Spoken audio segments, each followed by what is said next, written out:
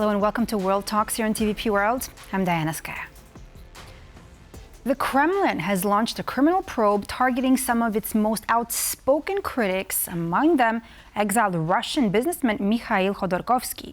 Russia's Federal Security Service says it's investigating all 22 members of Russia's anti-war committee, accusing all of them of plotting a violent power grab.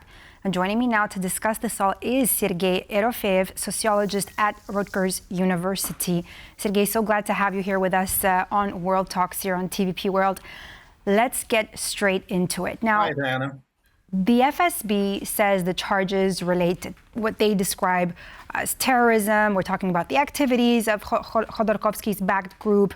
The members also include, of course, Vladimir Kara-Murza, Garry Kasparov, and so forth. Let me ask you this. What does this tell us? And is it actually safe to say that this is the Kremlin's current level of fear towards the opposition? That's exactly to the point, Diana. I represent an international academic community, and I would like to recall something, if you don't mind. Just after the murder of Alexei Navalny, my colleagues and I, drafted a letter that was signed by 14 Nobel laureates and hundreds of other prominent scientists. In addition to calling for an end to the aggression against Ukraine, the letter urged the international community and the world leaders to deny Vladimir Putin legitimacy, which means to reject his claim to represent the Russian people on equal footing with democratic leaders. And this process of delegitimation is indeed unfolding in front of our eyes gradually. And we're watching it in real time. PACE, the Parliamentary Assembly of the Council of Europe, has taken steps to deny Putin the right to represent Russians in an international organization. I think that's the immediate reason why Putin and his Secret Service decided to go further, designating these people terrorists and those who want to seize power by force. Sergei, a lot of interesting things you pointed out there. I mean, right now you mentioned reason and reasoning, and you also made reference to Alexei Navalny. But now let me ask you more about timing. Why do you think that it took Vladimir Putin almost 4 years now into this war with Ukraine to, go after Khodorkovsky? But that's exactly the point. It's only within recent days that the Parliamentary Assembly of the Council of Europe decided to go to the next level of structuring its dialogue with the democratic forces of Russia.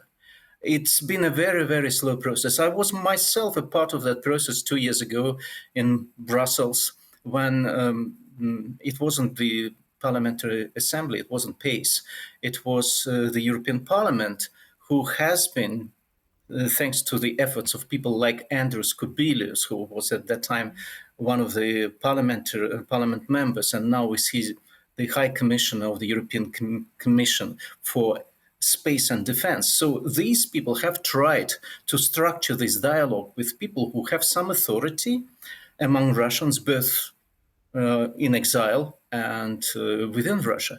And now this is taking shape, more or less. And this is exactly why Putin actually marked the degree of his fear at this moment by designating this group of people terrorists, Sergei, because they are influential in these kind of decisions. Exactly. Hence my next question. If so much that, of their work is actually operating from abroad, right, or organizing through online, seminars or YouTube channels, online platforms, European forums, right?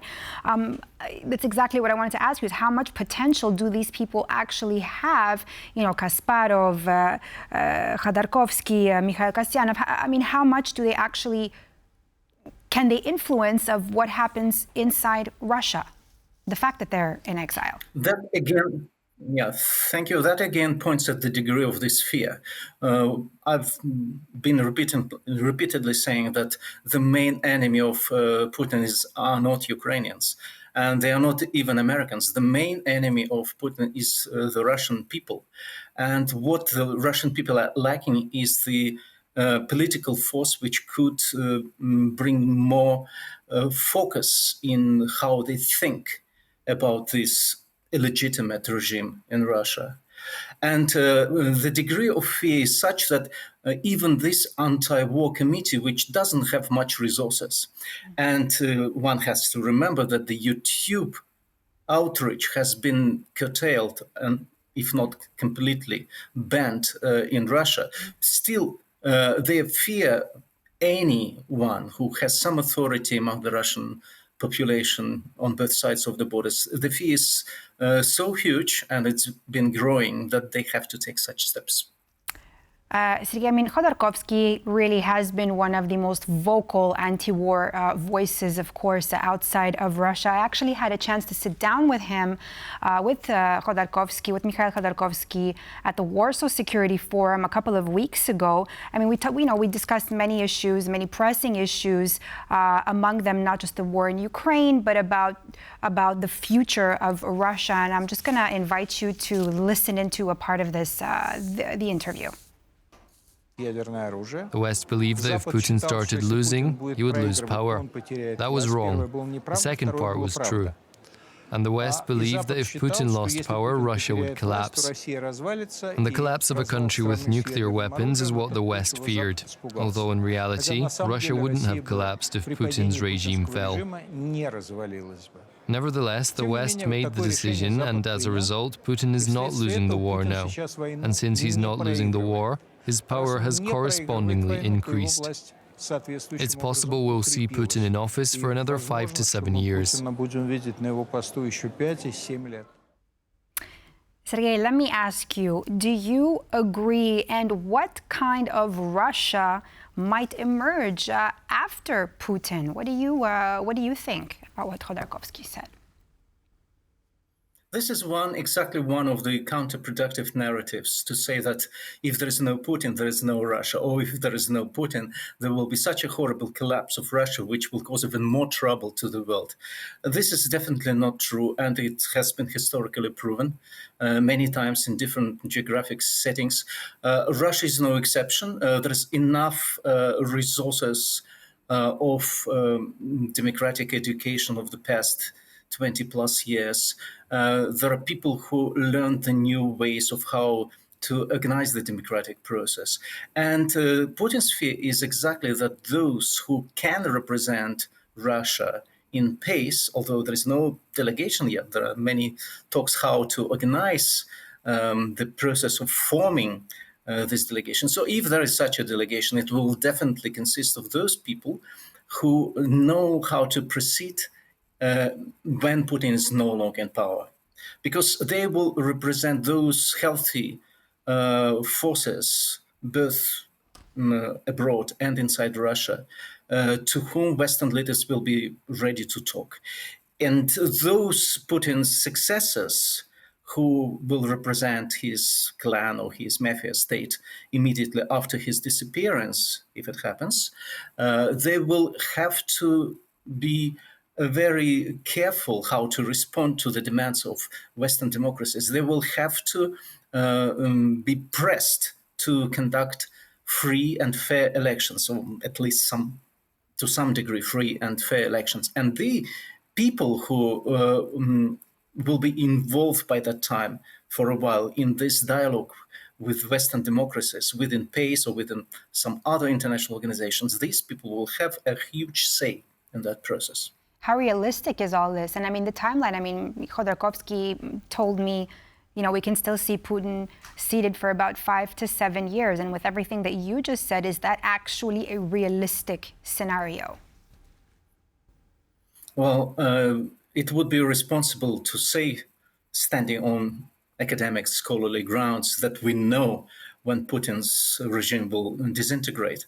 It depends on the combination of factors. Again, I have to repeat that there are 3 fronts fighting Putin and his regime. One is Ukraine, that's the military front. The second is Western democracies with their diplomatic and economic resources of pressuring Putin. And the third is the Russian civil society. It does exist. People in Russia cannot speak freely, but those who are outside of Russia can be their voice. So we cannot say when and how exactly Putin's regime will collapse. It will end one day. There is no doubt about that.